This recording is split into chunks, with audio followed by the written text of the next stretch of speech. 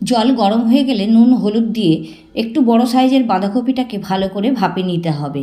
ভালো করে ভাপানো হয়ে গেলে বাঁধাকপি জল থেকে তুলে নিতে হবে এবং চিপে চিপে জল বার করে তাতে সর্ষে পোস্ত নারকেল বাটা নুন চিনি সর্ষের তেল দিয়ে হাত দিয়ে ভালো করে মেখে নিতে হবে খুব ভালো করে।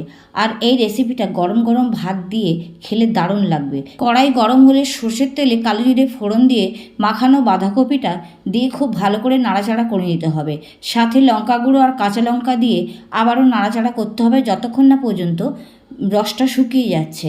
বাঁধাকপির একঘেয়ে রেসিপি খেতে খেতে বোর হয়ে যেতে হয়। মুখের স্বাদ পাল্টানোর জন্য একবার এই রেসিপিটা করে খেয়ে দেখবেন, অবশ্যই ভালো লাগবে। শুকনো হয়ে আসলে এবার ওপর থেকে সর্ষের তেল দিয়ে দিলাম। সর্ষের তেল দিয়ে আবারও নাড়াচাড়া করে এবারে তৈরি হয়ে গেল বাঁধাকপির ভর্তা।